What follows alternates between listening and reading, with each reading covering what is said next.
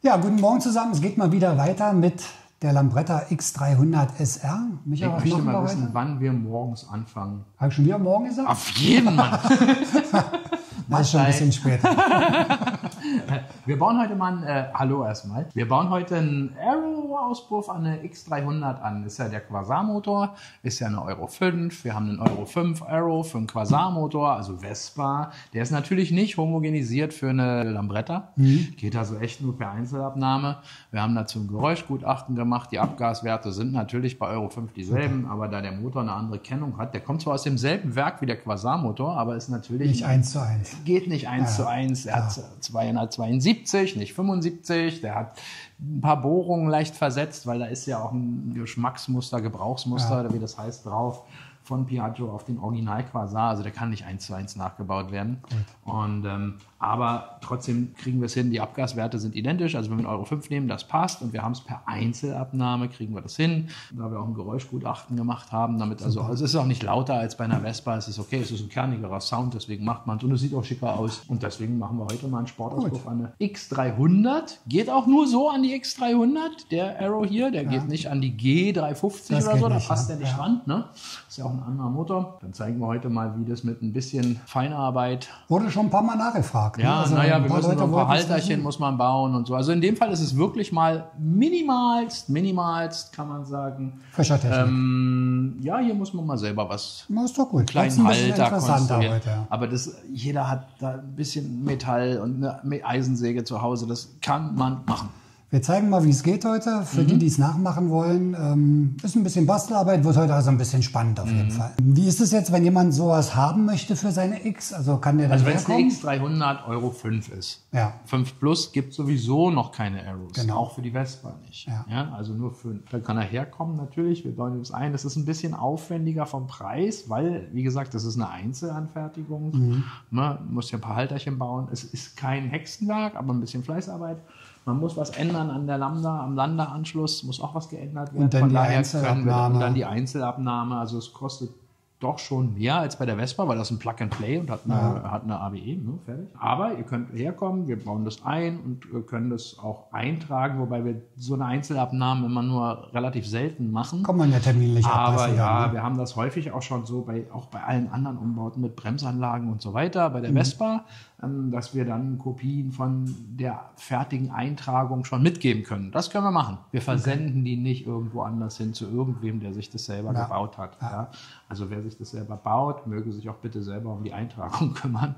Da können wir nicht helfen, weil das ist tatsächlich bei uns eine gerichtsfeste Abnahme geworden durch die auch viel Arbeit, die man reingesteckt hat. Genau, und Aufwand. Da können wir tatsächlich nichts versenden oder sowas. Das würde auch unser Prüfer nicht lustig finden. Ja. Aber ihr könnt es hier machen lassen, einbauen lassen, konfigurieren lassen, abnehmen lassen und dann habt ihr so ein Ding. Und jetzt gucken wir mal, aber wer auf seinem eigenen Acker rumfährt, der kann sich das Ding auch so anbauen und dann sieht man mal, wie es funktioniert. Der kann auch weil die Lambda-Sonne musste anschließen zum Beispiel, die Halterchen musste auch dann bauen. Also du musst denselben Vorgang machen, damit du keine Fehler am Steuergerät hast. Genau. Okay. Ja, dann gucken wir uns mal an, wie es geht. Ja, dann hauen wir mal rein. So, dann bauen wir als erstes mal diesen alte Ding weg. Endschalldämpfer ab. Ist schon interessant.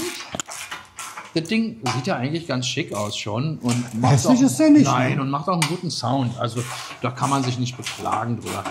Was allerdings echt hart ist, das Ding wiegt 12 Kilo oder sowas. 10 oder 12 Kilo. Ist richtig schwer. Also der Enddämpfer ist richtig schwer. Also bringt nicht nur Klang, sondern auch extreme Gewichtsersparnis. Extrem. Du sparst dir, wir haben es immer ausgemessen, 6 Kilo sparst du dir ein. Das ist eine echte Ansage. Das ist eine Menge, ne? Da kannst du dann schon mal einen Schnitzel mehr essen und bist genauso schnell. So, was habe ich nicht hier stehen? Becherchen. So, Schnick, Schnack.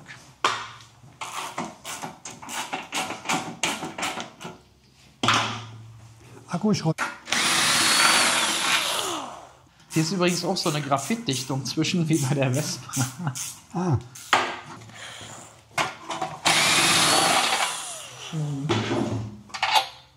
Auch die brauchen wir natürlich nicht. Schlupp, siehst du? Das war. Da ist die Dichtung. Ja, da ist diese Graphitdichtung wie bei Vespa. So, und das Ding, Alter. Richtig heftig, ja? Ja, das wiegt was. Trümmerschrauben. Da oben, ja, sehe ich. Hier und hier. Und die Lambda-Sonde brauchen wir auch. Ja? Okay. Und damit wir jetzt hier nicht an der alten Lambda, damit die hier nicht rumhängt, rumgammelt, nehmen wir gleich mal oben auseinander, was wir dafür sowieso auseinandernehmen müssen. Okay? Ah ja, gut. Ja, das ist super. Sowas habe ich mir auch geholt jetzt. Es ist tatsächlich, also für die Kisten hier hatten wir ja schon mal, es ist wirklich unabdingbar. Also du brauchst es hier einfach. Man kann es auch bei der Vespa wunderbar gebrauchen, so ist nicht, aber hier brauchst du es wirklich. Jetzt muss das Mittelteil raus. Das Mittelteil muss raus. Das muss ja auch immer raus als erstes, bevor man hier weitermachen kann. Das ist das erste Teil. Wenn man die Verkleidung auseinandernehmen will, hier in der Mitte, ist das das erste Teil, was raus muss. Mal so, und dann haben wir ja hier einen Clunky. Und dann haben wir das ja schon in der Hand. So, siehst du, dafür wieder Plastikwerkzeug, ja echt tolle Sache. Ja. So, was unten liegt, kann nicht runterfallen, stimmt's? So, und warum machen wir das? Damit wir, Sekunde, damit wir hier an den Stecker für die Lambda-Sender rankommen. Ach, das der ist da oben. Okay, nur wegen dem Stecker. Und das ist einfach schöner, man kann sich da hier so durchfummeln, aber du siehst ja, wenn man weiß, wie das Ding rausgeht. Ja, ist ja ein paar Sekunden ist draußen. Ja, geht alles viel, viel schneller. Ist ja nicht das Problem. So, da haben wir eine.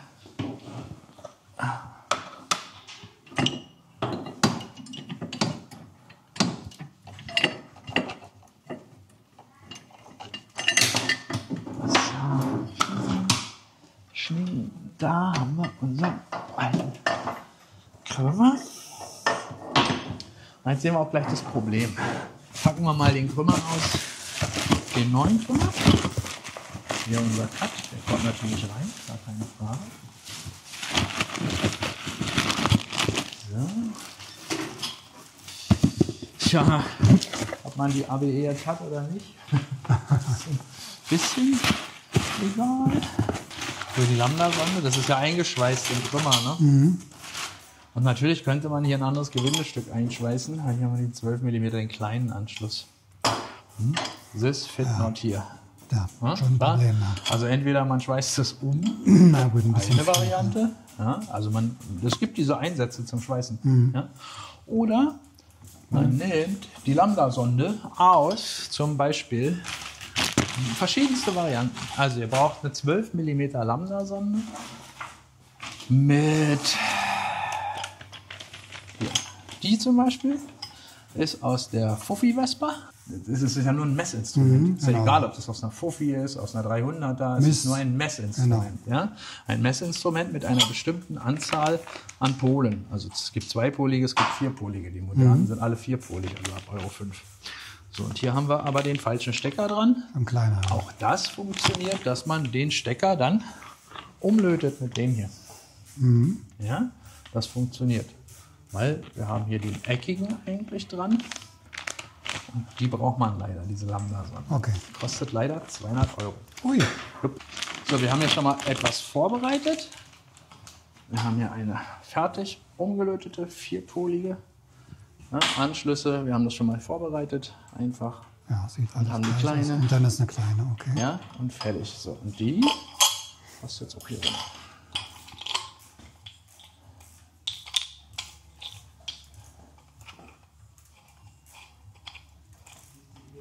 So, richtig festgeschraubt, das Ding. So.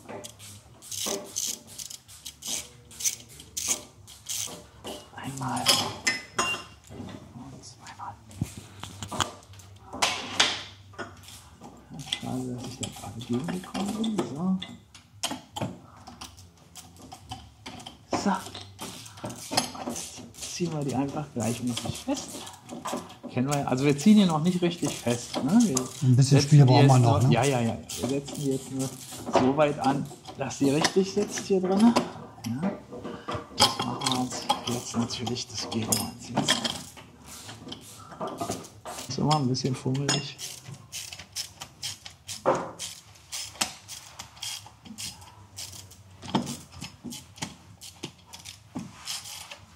Und hier kann man auch gut sehen, wenn die gleichmäßig, die müssen halt gleichmäßig angezogen werden. Ne?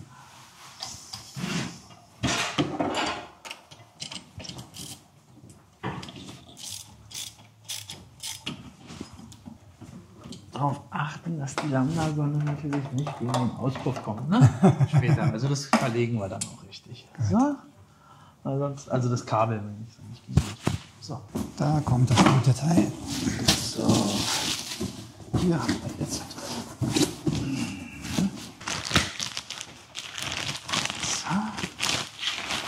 Aber man sieht, du handelst den schon ganz anders. Scheint ein bisschen leichter zu sein. Ne? Mach das mal mit dem anderen. Das ist ein Unterschied, Alter. Das ist Wahnsinn. Das ist der Wahnsinn. Woraus machen die denn den Auspuff? Ja, also das hier kannst du schningen, schningen. Und das machen wir mit dem anderen. Komm, wollen wir sehen.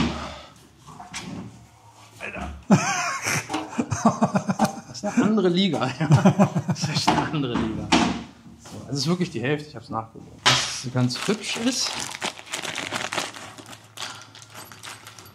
diese Kappen hier, als Zierkappen nachher, dann sieht das ein bisschen geiler, besser, schöner aus. Das kennen wir ja für die Feder unten. Die haben also zwei so eine Zwischenhülsen, die werden wir kürzen müssen. Oder ja, kleiner machen müssen. Jetzt ist die Idee von Arrow, damit man das Ding irgendwann mal nochmal auseinander kriegt wieder. Man kennt das backt hier richtig massiv zusammen. Eigentlich ist es tatsächlich nach ein paar tausend Kilometern sinnvoller, auch bei Vespa den ganzen Auspuff abzuschrauben. Weil das ist ganz schön schwierig, die wieder auseinanderzukriegen. Das gilt aber genauso für Akrapovic, für alle. Jetzt ist die Idee, dass hier so ein Gleitmetall, also flüssig Aluminium, hatten wir schon mal im Film irgendwo anders. Machen wir auch dran, funktioniert, aber nicht so, wie man sich das vorstellt. Ich mache das ganz dünn, weil das spröttelt hier nämlich sonst raus. Also es macht doch keinen Sinn, hier viel hilft hier nicht viel, weil das versaut, also das spritzt hier raus, muss dann abwischen, aber gut, kann man auch abwischen. So, dann haben wir unsere Hülse, passt ja nur so lang rein, so geht's nicht, ne? Das sieht man schon. Und mit dem Aluminiumfinger nicht in der Nase bohren. Ja, das ist hässlich. So, und jetzt sieht man, also A, wie der läuft. Also von der Form schon genau parallel hier. Ja, Ne? ja, fast genau. Und hier hinten kannst du mal, guck mal. Ja, da sieht man es jetzt, da passt halt nicht. nicht. Ne? So, das heißt, hier brauchen wir einen Halter. Einmal einen, der hier herangeht. Und einmal da unten, der den Abstand dann der den Abstand ausgleicht. hält. Genau, der das ausgleicht. Und dann ist gut.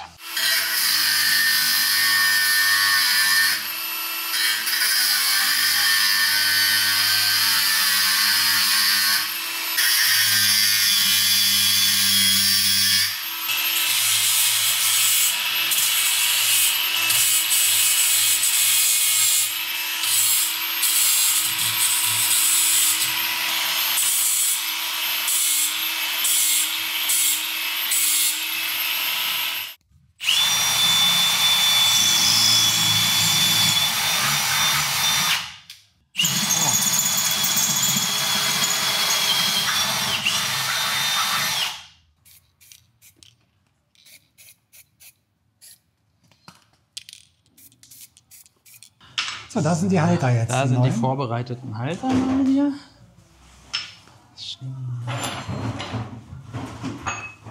Also einfach wirklich aus einem Stück Metall ausgeschnitten. Dickes Metall und dann zwei Löcher rein. Ja, und dann passt das. Man kann das auch wirklich hier hinten, guck mal, wenn man jetzt die Halter nicht, also beim ersten Mal musste ich das ja auch machen, mir sowas konstruieren. Ja? Ja. Und guck mal, hier sieht man ja schon, dass wenn das Ding hier halbwegs parallel nachher laufen wird, damit es auch vernünftig im Krümmer sitzt, läuft es parallel, ja, dann sieht man ja hier hinten schon, dass hier ein Riesenabstand und dass hier auch ein Abstand ist. Genau. Und hier nehme ich nicht das, sondern ich missbrauche das hier. Ich missbrauche Kann man ja auch machen. das braucht die Schraube vom Stoßdämpfer. Stoßdämpfer. Genau.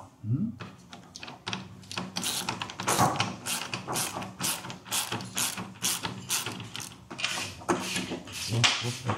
Okay. Wenn wir jetzt uns das mal vorstellen, dass es so halbwegs hier so hin muss, so halbwegs parallel, dann sehen wir, hier muss da und irgendwie müssen wir hier vom Abstand weg, damit wir das auch durchgeschraubt haben. Wir das und sehen, wenn wir jetzt hier Nochmal einen Abstand eine Hülse dazwischen. zwischen haben und hier unten auch, siehst du? Dann kommen wir da schon hin, ja. Dann kommen wir da noch schon hin.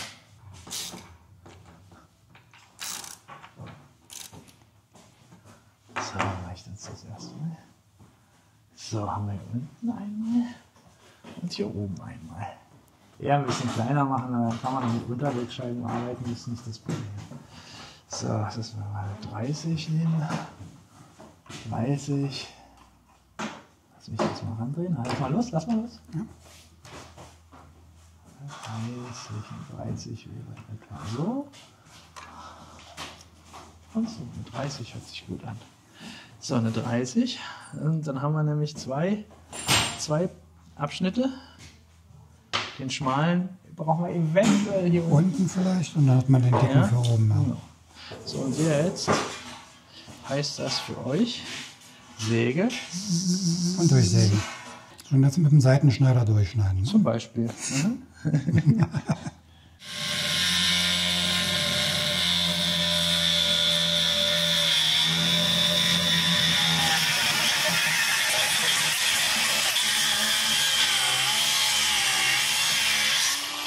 Bei solchen Arbeiten Schutzbrille, Gehörschutz nicht vergessen. Okay. Ganz wichtig. Nicht anfassen, warm.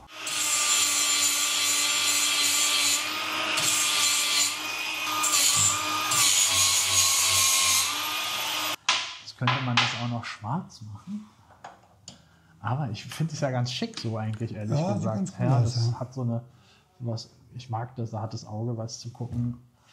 So, jetzt haben wir ein bisschen Adapter gesucht hier. Haben wir uns ein bisschen entschieden. Jetzt muss es aber passen an der Stelle. Wir dürfen es jetzt hier nicht mehr verdrehen.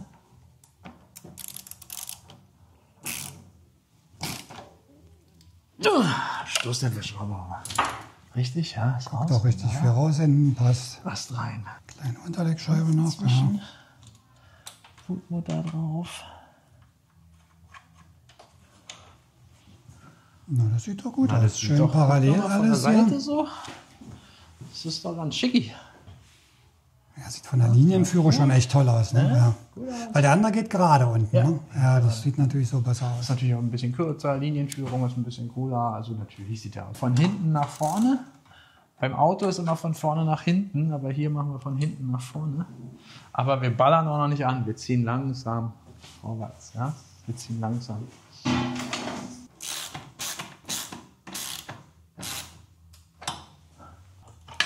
Also, Führung, super, würde ich sagen. Schön parallel alles. Schön parallel ausgeglichen, der ganze Kram. So, und jetzt so. Jetzt sitzt er hier vorne auch. Wie sitzt er jetzt hier hin? Immer noch. Sehr schön. So, jetzt habe ich es hier vorne aber noch nicht angeballert. Will ich auch noch Erstmal nicht. Ja, ich will es nur festziehen. Und jetzt ziehe ich vorne fest. Ja, wir haben jetzt dann nochmal 2 Schrauben getauscht, die Abstände ein bisschen anders gemacht, weil man natürlich immer auf die Kante oben achten muss, von der Seitenbacke. Ne? Ja, da ist wirklich wenig Platz. Dass das da immer noch schön vorbeikommt. Das ist der Nachteil. Am Arrow ist wirklich wenig Platz. Ja? Und was wir gleich machen, bevor wir das richtig alles festballern, ich lasse sie einmal runter und boxe sie einmal ab.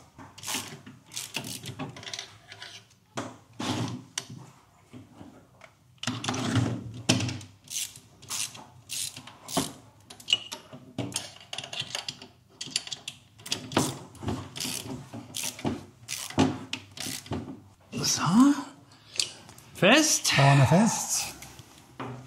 Mal nachgezogen. Das jetzt nur noch nachziehen, weil wir hatten es schon befestigt. Jetzt ziehen wir aber noch nach. Ne?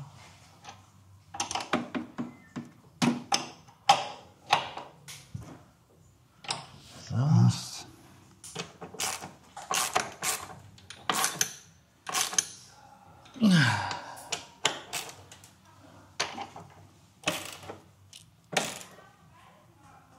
So. Sitzt. Der hält. Das ist schon mal das Allerwichtigste.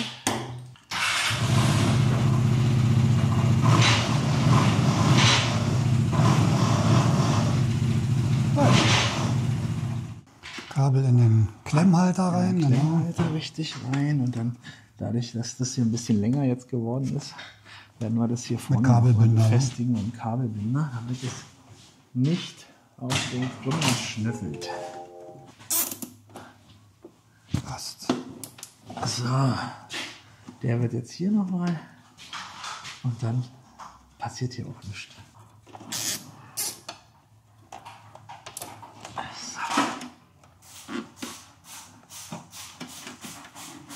So. Hält. Lass mal gucken. Ja, der sitzt da ganz gut. Den lassen wir da mal. Das ist jetzt ordentlich verknügelt. So, okay. So, mal Lambda-Sonde durchgeschnitten. Kabelbaum wäre viel geiler. Kabelbaum. Lambda-Sonde wäre fast langweilig. So, jetzt den Tunnel wieder rein. Bisschen total vorgehen.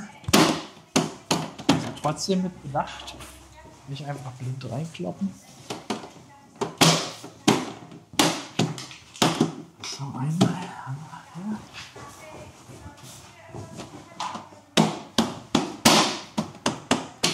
Ja. Jetzt sitzt er. Da ist schon mal ein bisschen Mut, gehört dazu. So.